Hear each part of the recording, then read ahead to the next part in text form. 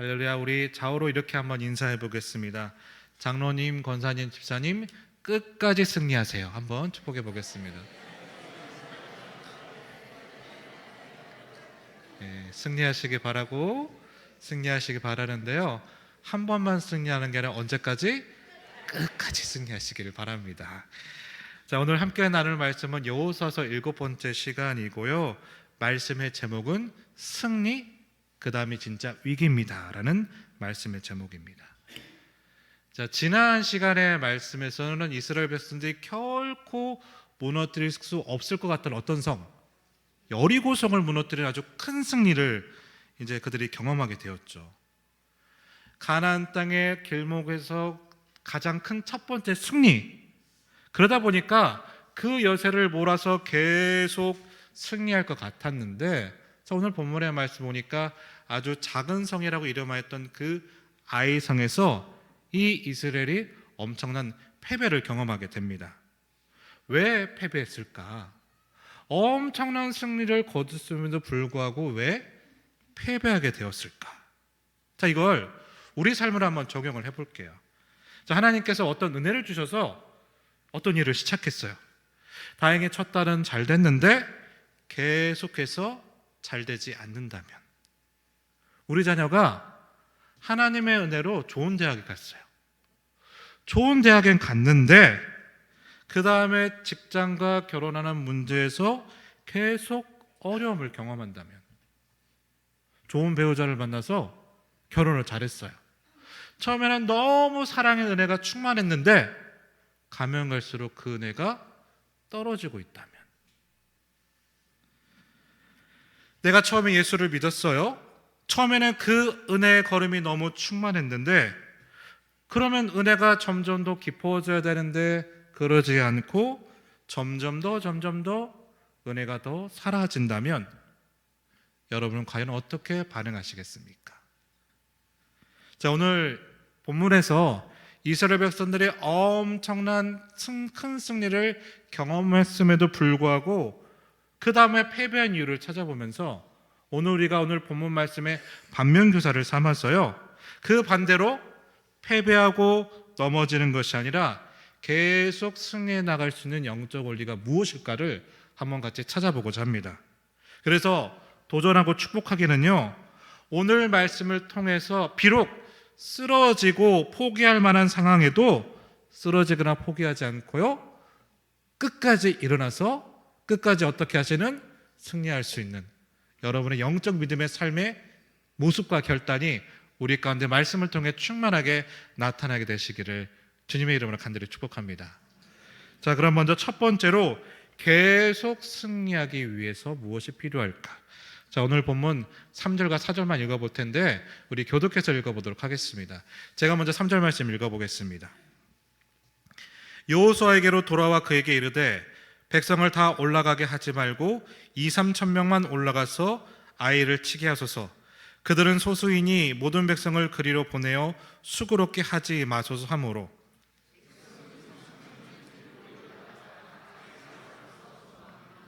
자, 이스라엘 백성들이 결코 승리할 수 없을 것 같았던 그 여리고성에서 엄청난 승리를 거뒀다는 거예요. 승리를 거두니까 그 승리의 기쁨도 엄청 크겠죠. 그 승리의 기쁨의 모습이 얼마나 가득한지가 잘 보여주는 게 우리가 방금 읽었던 3절 말씀이에요. 뭐라고 하느냐? 자, 그 다음에 아이성을 정탐하고 온 정탐꾼들이 뭐라고 보고하냐면 이렇게 말해요. 아이성은 여리고성에 비하면 너무나 초라한 성입니다. 그러니까 우리가 아이성 갈 때는 다 올라가지 말고 우리 백성들 가운데 3천 명 정도는 올라가고요, 나머지는 좀 쉬게 해줍시다. 이렇게 이야기를 해요. 자, 왜 이런 얘기를 했을까요? 이전에 여리고성에서 엄청나게 큰 승리를 경험했으니까. 자, 그런데 이 부분에서 조금 이상한 게 하나 있는데요. 자, 그 보고를 들었던 여호수아가 뭐라고 이야기하냐면 보통은 이렇게 했을 거예요. 좋아. 그러면 이제 하나님께 기도해보자. 하나님께 물어보자. 하나님께 간구해보자. 보통은 이랬는데 오늘 본문의 내용을 보면 이러한 내용이 전혀 없이 그 이야기를 듣고 나서 그래 그러면 3,000명만 올려보내자라고 여호수아가 반응을 했다는 거예요. 왜일까요? 무엇 때문일까요? 여호수아도 이스라엘 백성들도요 그 여리고성의 승리의 기쁨이 하늘을 찌르니까 이 아이성을 보면서 어떤 마음을 가졌던 거죠? 아 이거는 별거 아니야. 자, 이 생각을 가지게 됐던 겁니다. 여러분 그러면 이 이스라엘 백성들과 여호수아가 생각했던 부분들이 여러분 이해가 되십니까? 안 되십니까? 잘 아시는 내용이니까 대답을 못 하시는데 저는 이제 생각해 보면 좀 이해는 되죠. 충분히 그런 마음을 가질 수도 있죠. 그렇죠? 근데 그 생각이 이스라엘이 패배하게 된 첫 번째 원인이 되었고 또 반대로 우리가 실족하거나 넘어지지 않고 계속 믿음으로 나아가기 위한 첫 번째 영적인 원리를 여기서 찾아볼 수 있다는 겁니다. 자, 중요한 팩트. 이스라엘 백성도 여호수아도요 아무리 작은 아이성이라고 할지라도 하나님께 묻거나 기도해야 됐어요. 그런데 그렇게 했다 하지 않았다. 하지 않았다. 그렇게 하나님께 묻고 구하고 간구한 것이 없자 그 다음엔 결과가 뭐였다? 패배였다. 조그만 아이성이라도 그들은 어떻게 하게 되었다? 패배하게 되었다는 거예요. 그럼 자, 이 이야기를 반면교사로 삼아서요 우리가 끊임없이 믿음으로 나아가고 온전히 승리하기 위한 첫 번째 영적인 도전은 바로 분명합니다. 뭘까요? 하나님께 구하셔야 되고요, 하나님께 기도하셔야 되고요, 하나님께 물으셔야 돼요. 우리 한번 외쳐보겠습니다.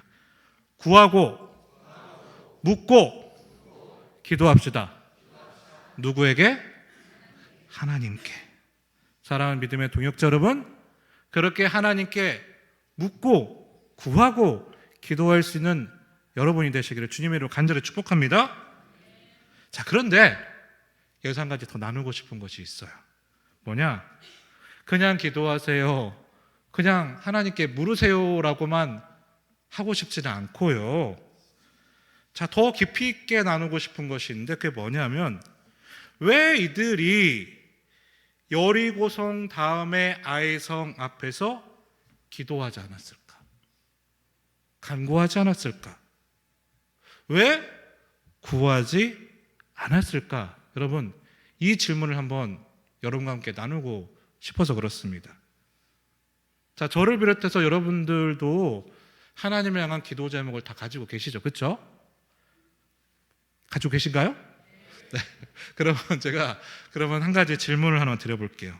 자, 우리 삶에 어떤 문제가 있는데 어떤 것은 기도 제목이 되고 어떤 것은 기도 제목이 안 될 때가 있단 말이에요. 어떤 것은 기도 제목이 되는 이유가 있는데 그러면 그 기도 제목이 되는 이유는 무엇이고 저것은 기도 제목이 아니라고 생각하는데 저것은 기도 제목이 되지 아니하는 이유는 무엇입니까? 자, 여러분에게 기도 제목이 있는데 기도 제목이 아닌 것도 있는데 기도 제목인 것과 기도 제목이 아닌 것, 여러분 그걸 누가 결정하고 있으세요? 자, 여러 가지 이유가 있겠지만 본질적인 이유는 이거예요. 자, 어떤 문제가 예를 들어 있는데 내가 풀어볼 수 있으면 기도하지 않고 내가 풀어볼 수 없으면 하나님께 기도하고 이것은 기도해도 안 될 것 같아. 그러면 아예 기도 생각도 안 하고. 그렇죠? 그러니까 기도하고 기도 안 하는 거는 누가 결정하는 거예요? 내가 결정하고 있는 거예요. 기도할까? 내 삶에 이게 있어요. 이걸 기도할까? 기도하지 않을까? 이건 기도 제목이 아니야. 이건 기도 제목이 아니야 라고 생각하는 것은 누구의 결정이에요? 나예요. 나. 내가 어떤 상황 때문에, 어떤 환경 때문에, 어떤 나의 판단 근거를 가지고요, 내가 결정하고 있다는 겁니다. 근데 여러분, 우리 삶의 모든 순간에는요, 하나님의 은혜가 필요해요. 여러분 믿으세요? 내 삶의 모든 순간에는 무엇이 필요하다? 하나님의 은혜가 필요해요. 아멘이시죠? 아멘이라고 답하셨다라면, 자, 필요할 것 같지 않았던 자리에도 우리는 하나님 은혜를 구해야 되고, 필요한 자리에도 우리는 하나님의 은혜를 구해야 되는데, 우리는 그렇게 하고 있지 않다는 겁니다. 사실은 우리는 다 어떻게 된다는 거예요? 모두 다 구해야 되는 거죠.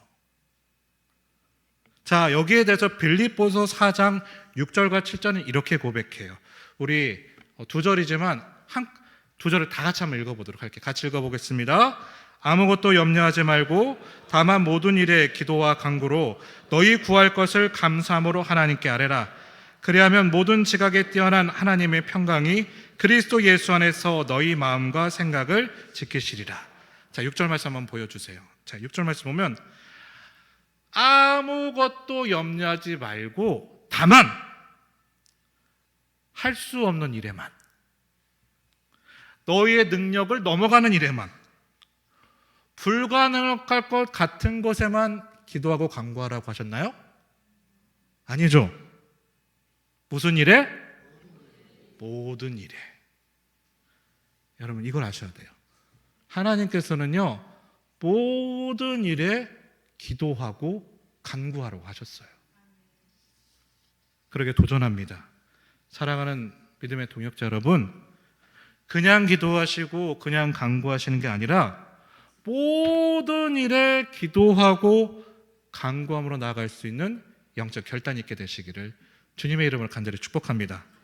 그래서 다 맡기는 거예요. 다 구하시는 거예요. 이거는 맡길까 맡기지 않을까? 아니요.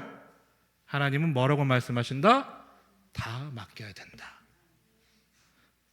자, 두 번째로 계속 승리하기 위해서, 자, 오늘 보면 1절 말씀인데요. 우리 1절 말씀을 같이 읽어보겠습니다. 준비 시작.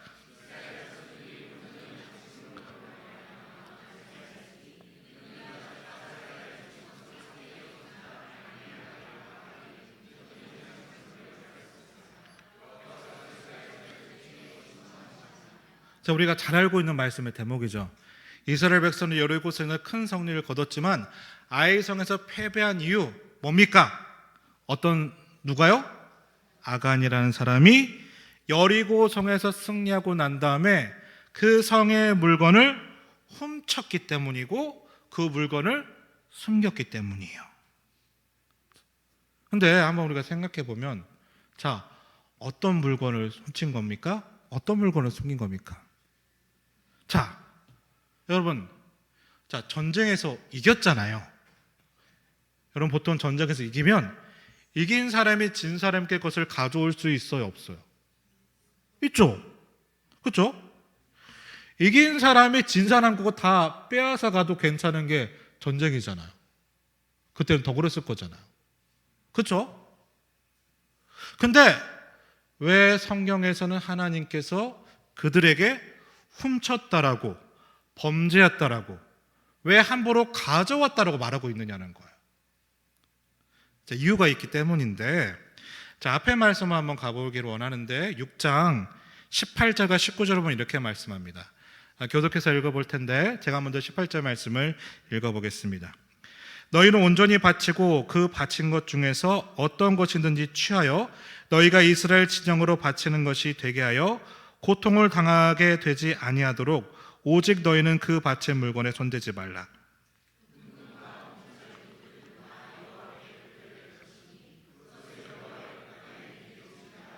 자, 아무것도 취하자면 그걸 어디에 드리래요? 여호와의 곳간에 드려야 된대요. 자, 왜 그러느냐? 무엇 때문이냐? 자, 이스라엘 백성들이 가나안 땅에 들어가서 처음 마주한 성이 어느 성이에요? 여리고 성이에요. 첫 번째로 이긴 성이 어느 성이에요? 여리고 성이에요. 첫 번째로 취한 성이 어느 성이에요? 여리고 성이에요. 그런데 하나님께서 누누이 말씀하시죠. 첫 번째 것은 누구 것이다? 잘하시네요. 하나님의 것이에요.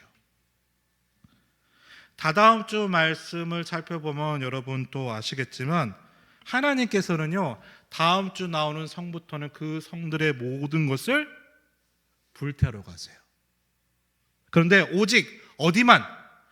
여리고 성만 여호와의 곳간에 드리라고 말씀하세요. 왜요? 여리고 성은 첫 번째 성이기 때문에. 다시 말해서 첫 번째 것은 누구 것이라는 분명한 기준이 있는 거예요? 하나님의 것이라는 분명한 기준을 하나님께서 율법으로 정하셨어요. 근데 이 기준은 이때 비로소 생긴 게 아니라 어느 때부터? 이미 출애굽할 때부터 그 기준이 있었어요. 첫 번째 것은 손대지 마. 내 거야. 여러분, 그래서 첫째들은 내 게 아니잖아요. 그렇죠? 그런데 아가는 못한 거예요? 첫 번째 것은 하나님 것이라는 그 진리의 기준이 있음에도 불구하고 그것을 넘어가 버렸고, 그 진리의 기준을 넘어가자마자 그들은 패배하고 넘어지게 된 겁니다. 자, 오늘 말씀에서 나누고 싶은 두 번째는 너무너무 쉽죠. 우리가 영적으로 온전해지기 원한다라면, 영적인 풍성함과 승리를 원한다라면 두 번째 필요한 기준은 뭐냐? 한번 외쳐보겠습니다. 말씀의 기준대로 살아야 됩니다. 어떻게 해요? 말씀의 기준대로 살아야 해요. 진리의 기준대로 살아가야 되고요, 진리의 기준을 따라가야 돼요. 물론 이게 어려운 도전일 수 있겠지만 저와 우리 모든 믿음의 동역자분들께서는 말씀의 기준대로, 진리의 기준대로 따르고 살아갈 수 있게 되시기를 간절히 축복합니다. 근데 이게 어렵죠. 그렇죠? 왜 어렵냐 하면, 자, 우리는요 사실 이 아간의 사건을 보면서 이런 생각이 들 때도, 아니 하나님, 그렇다고 물건음처럼 이렇게 죽일 죄입니까? 왜 아간까지 죽이고 왜 아간 이후에 모든 이스라엘 백성들을 다 싸그리 잡아서 벌을 하려고 하십니까? 하나님, 그 물건음 죽기 때문에 사람 죽여도 되나요? 이렇게 말하고 싶은 마음이 있거든요. 그럼 제가 이렇게 질문을 드릴게요. 자, 아담과 하와가요 선악과 하나를 먹었잖아요. 그렇죠? 하나를 온전히 다 먹은 것도 아니고 한쪽을 베어물었어. 한쪽을. 그렇죠? 근데 그 선악과 하나 때문에 아담과 하와는 죄인이 되었고 그 후손들은 죽을 죄인이 되었어요. 여러분, 억울하세요? 억울하지 않으세요? 초신자들 제일 억울해 부분이 이 부분이에요. 억울해. 내가 한 것도 아닌데. 공산당도 아니고 연좌제가 있잖아요. 그렇죠? 근데 잘 기억하셔야 돼요. 자, 왜 이게 중요하느냐?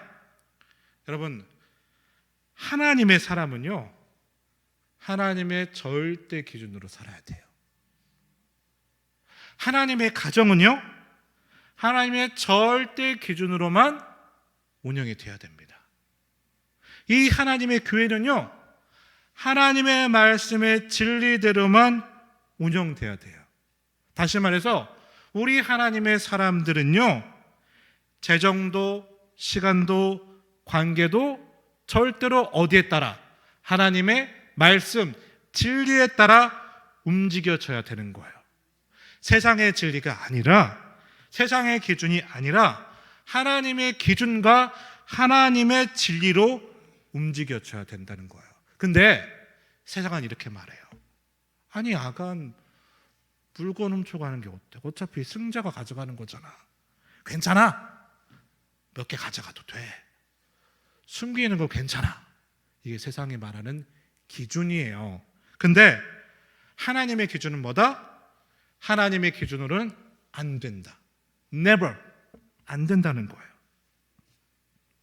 자, 만약에 내가 아간이 되어서 혹시 하나님이 것이라고 생각되는 그 무엇을, 예를 들어 내 시간, 내 재정, 내 관계, 내 무엇을 하나님이 취하지 말라고 하셨는데도 혹시 취하고 숨기고 감춘 것이 있다면요, 여러분은 벌써 그 하나님의 진리의 기준을 넘어간 거예요.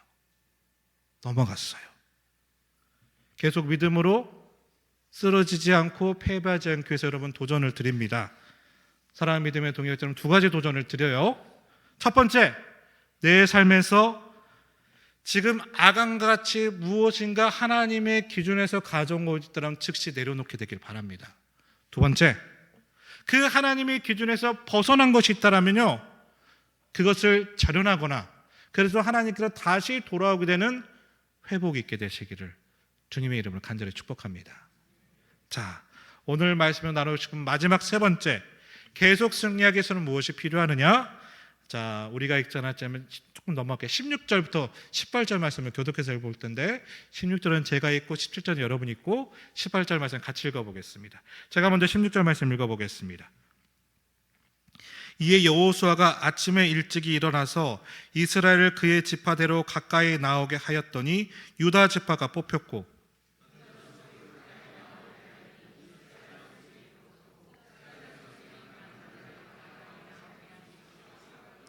같이 읽어보겠습니다. 삽대의 가족 각 남자를 가까이 나오게 하였더니 유다 지파 세라의 증손이요 삽대의 손자여 갈미 아들인 아간이 뽑혔더라.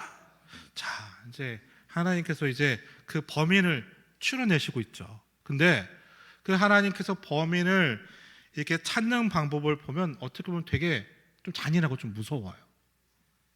자, 말씀을 제가 정리하면 이거예요. 먼저, 야, 너희들 다 나와. 먼저 지파별로 12명씩 다 나와. 그러면서 뭐라고 하시느냐? 뽑아! 그랬더니 한 지파가 뽑혔어요. 그 다음에 너야 그 지파 나와. 거기서 누구 족속인지 뽑아! 뽑았더니 어떤 가족이 나왔어요. 자, 그 너희 가족에서 아들만 다 뽑아. 남자만 다 뽑아. 그래서 지금 누가 나온 거예요? 아간이 나온 거예요. 제가 왜 이 제비 뽑는 과정이 무섭고 무겁냐라고 말을 하자면, 자 여기 가운데 범인이 있고 범인이 아닌 사람이 있을 거잖아요.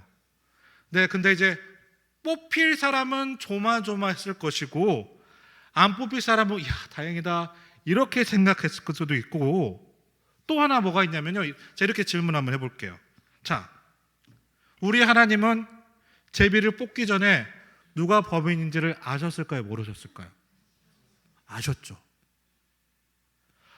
아실 텐데 왜 이 방법을 쓰셨을까요? 분명히 하나님은요, 누가 훔쳐갔는지, 그러니까 심지어 무엇을 훔쳐갔고 어디에 숨겨뒀는지를 다 아시는 분이실 텐데 왜 하나님은 이 방법을 쓰셔서 점차 범위를 좁혀서 사람들을 압박하셨느냐는 거예요. 그렇죠? 자, 그럼 이 질문을 풀어가기 위해서 제가 또 다른 질문을 하나 더 드려볼게요. 자, 오늘 본문에서 이스라엘 백성들이 패배하게 된 가장 핵심적인 원인은요, 아간이 하나님의 것을 훔쳐갔기 때문이에요. 그럼 질문, 자, 아간만 훔쳐갔을까요?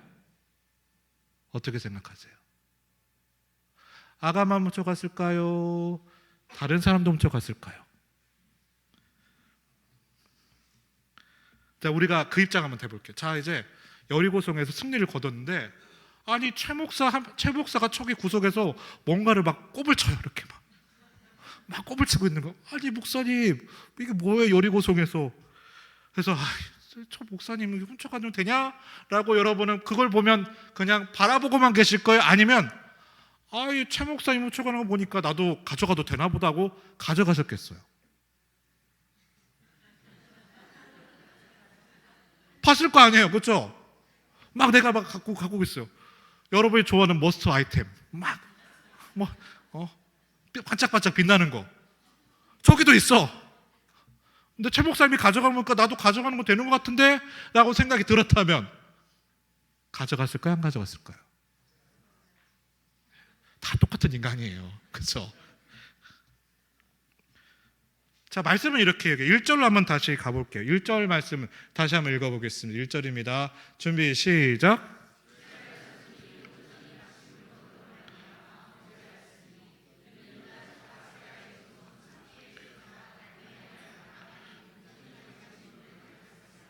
여호와께서 이스라엘 자손들에게 진노하시느니라.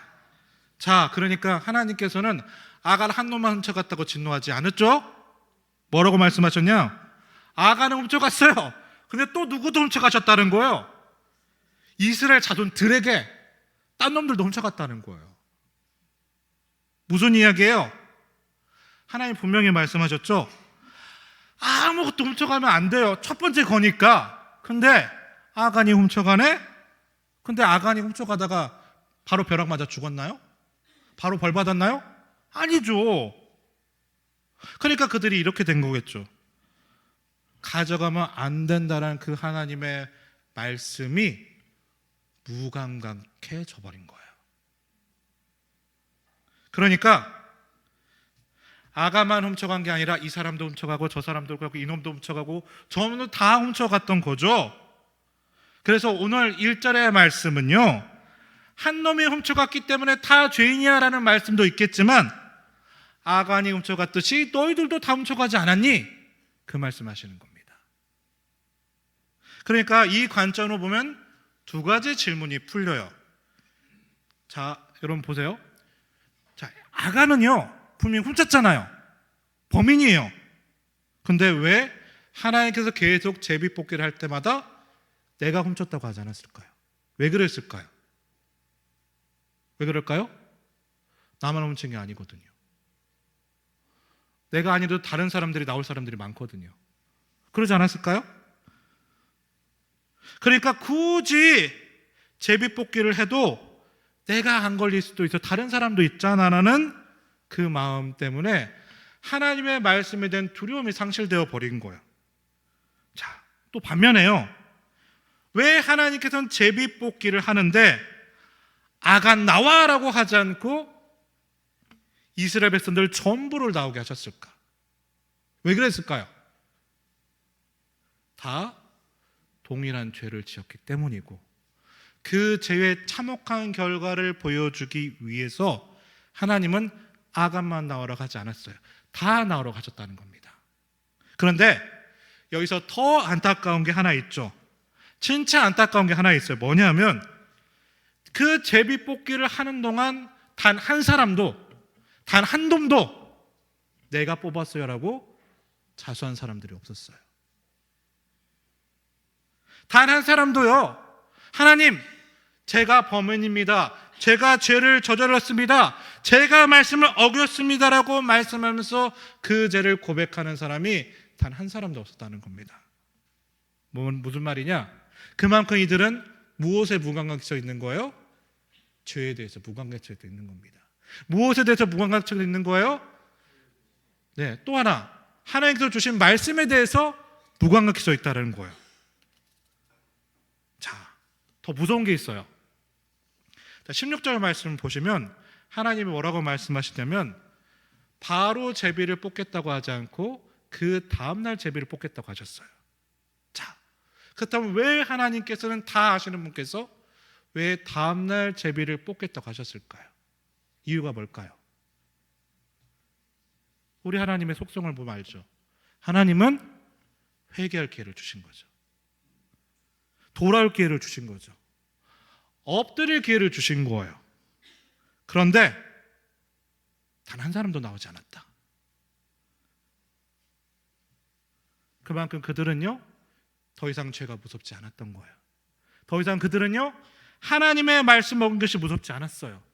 더 이상 그들은요 하나님이 두렵지 않게 되었던 겁니다. 세 번째 도전입니다. 사랑하는 믿음의 동역자 여러분, 영적인 민감함을 회복하시길 바랍니다. 기도하지 않아도 괜찮다라는 마음이 있다라면, 말씀 읽지 않아도, 예배하지 않아도, 하나님의 말씀대로 살지 않아도, 조금 보이지 않는 죄를 저질러도 괜찮다라고 생각한다라면 여러분은 이미 망가지신 분이에요. 이들하고 똑같습니다. 그러면 영적인 민감함을 당장 회복하셔야 돼요. 자, 두 가지 말씀 읽고 한번 말씀을 정리해 볼게요. 먼저 첫 번째는 사울에 관한 말씀인데요. 자, 사무엘상 16장 14절 말씀이에요. 우리 같이 한번 읽어보겠습니다. 준비 시작.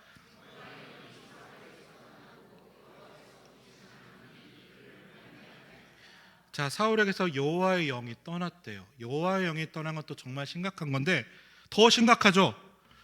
여호와의 영이 떠난 대신 무엇이 사울을 채웠대요? 악령이라고 하는 귀신이 그를 채웠대요. 여러분, 이거 심각한 건가요? 아닌 거예요? 진짜 심각한 거예요. 그렇죠? 근데 사울은 반응이 뭐예요? 반응하지 않아요. 가만히 있어요.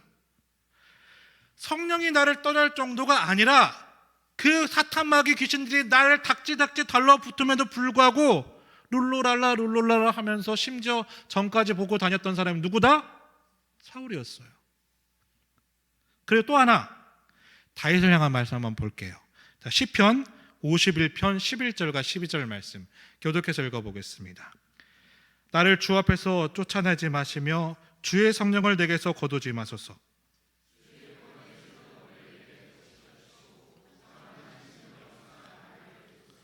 여러분 잘 아시겠죠? 시편 51편 말씀은 다윗이 우리의 아내 밧세바를 범하고 난 다음에 회개하면서 썼던 글이에요. 근데 오늘 방금 읽었던 고백을 보면 뭘 거두지 말래요? 성령을 거두지 말라고 말해요. 왜 이렇게 고백했을까요? 성령이 나를 떠남으로 말미암아 내가 밧세바를 범한 그 죄를 깨닫지 못한 것을 비로소 알게 되니까 무엇라고 간구한 거예요? 성령이 나에게서 떠나시면 안 됩니다. 성령님, 나를 지켜주세요라고 고백했던 거고, 또 뭐라고 합니까? 주의 심령을 회복하게 달라고 기도를 하고 있어요.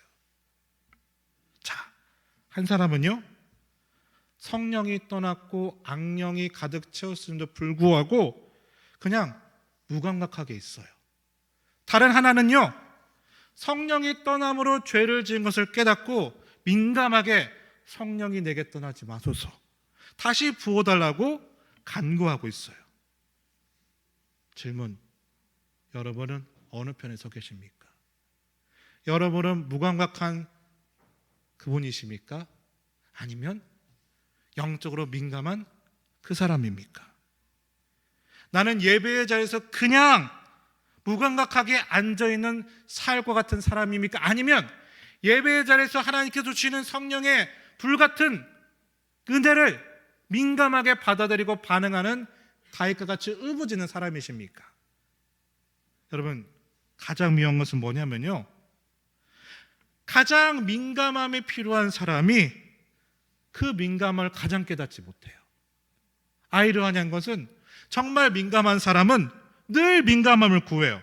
근데 완전히 무감각해버린 사람은요, 그것이 무감각한지도 모르기 때문에 이 사울처럼 충만함도 구하지 않고 민감함도 구하지 않다라는 거예요. 여러분은 어느 편에 서시겠습니까? 구하옵기는 계속해서 승리해 나가기 위해 여러분 민감해지시길 바라요. 내 재정에 민감한 만큼, 내 자존심에 민감하신 만큼, 내 건강에 민감한 만큼 내 영적 상태도 민감해지시기를 주님의 이름을 간절히 축복합니다. 자, 말씀을 정리할게요. 계속해서 승리해 나가기 위하여 첫 번째, 모든 것을 믿음으로 구하시기 바랍니다. 이것저것 판단하지 마시고 이건 기도 제목, 이건 아니야, 아니죠. 모든 것을 기도와 간구로. 둘째, 진리의 기준을 회복하시길 바랍니다. 하나님의 것이라는 것, 하나님의 말씀이라는 것, 여러분 절대 포기하지 마시고 그 기준에 맞춰 사실 수 있는 여러분 되시길 바라요.